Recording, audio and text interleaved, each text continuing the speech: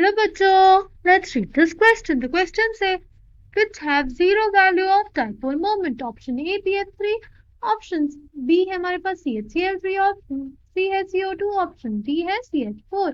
The key concept for this question is dipole moment. Dipole moment जो होता है हमारे पास, it is basically the product of magnetic charges and distance between the charges.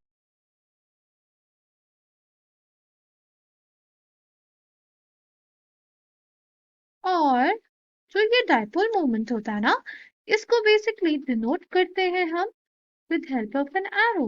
अगर suppose हमारे पास कोई species है A B, जिसमें जो बी है वो मोर इलेक्ट्रोनेगेटिव एटम है और हमारा ए है वो लेस इलेक्ट्रोनेगेटिव एटम है, तो जो बी होगा वो इलेक्ट्रॉन डेंसिटी को अपनी तरफ पुल करेगा और बी के ऊपर पार्शियल नेगेटिव चार्ज और ए के ऊपर पार्शियल पॉजिटिव चार्ज डेवलप होगा।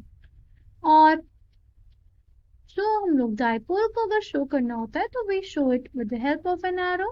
एरो उसकी तरफ होगा जो मोर इलेक्ट्रोनेगेटिव होगा और डैगर जैसे सिंबल उसकी तरफ होगा जो लेस इलेक्ट्रोनेगेटिव होगा। ओके, जो डायपोल मोमेंट होता है it is a vector quantity, is a vector quantity ना। पहला हम लोग देखते हैं BF3। BF3 BF3 में हमारे पास जो हमारा शेप होता है वो होता है ट्राइगोनल प्लेनर। इसमें जो डायपोल मोमेंट की डायरेक्शन होगी वो फ्लोरीन की तरफ होगी, क्योंकि fluorine is more electronegative atom than boron. Right, अगर हम लोग इसको बोले फ्लोरीन 1, फ्लोरीन 2 और फ्लोरीन 3, तो फ्लोरीन 1 और फ्लोरीन 2 का जो रिजल्टेंट डायपोल मोमेंट होगा वो इक्वल एंड ऑपोजिट होगा जो बोरॉन और हमारे थर्ड फ्लोरीन एटम के डायपोल मोमेंट है। तो अल्टीमेटली क्या हो जाएगा ना, दोनों इक्वल एंड ऑपोजिट है। वेक्टर्स हमेशा हमें क्या देते हैं, resultant 0। New resultant for this will be 0. Coming on to the next part. Next है हमारे पास CHCl3। इसका जो स्ट्रक्चर होता है हमारे पास टेट्राहेड्रल होता है और कुछ ऐसा होता है। राइट, कार्बन ज्यादा इलेक्ट्रोनेगेटिव है हमारे हाइड्रोजन से, इस वजह से डायपोल मोमेंट हमारा कार्बन की तरफ होता है। क्लोरीन ज्यादा इलेक्ट्रोनेगेटिव है कार्बन से, इस वजह से बॉन्ड डायपोल क्लोरीन की तरफ होता है। राइट, तो ये हमें एक रिजल्टेंट डायपोल मोमेंट देगा क्योंकि सारे डायपोल्स का डायरेक्शन नीचे की तरफ है। ओके, इसका dipole moment of resultant it will not be equals to 0।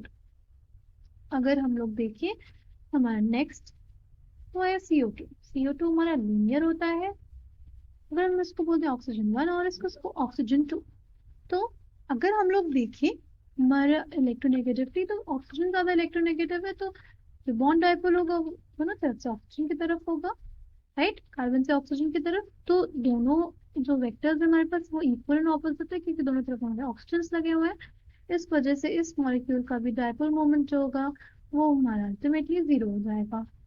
अब अगर हम लोग देखें लास्ट वो है CH4, तो हमारा टेट्राहेड्रल स्ट्रक्चर होगा उसका, ये हो गया। अब अगर हम लोग डायपोल मोमेंट की बात करें तो वो कार्बन की तरफ होंगे, कार्बन ज्यादा इलेक्ट्रोनेगेटिव होता है हाइड्रोजन से।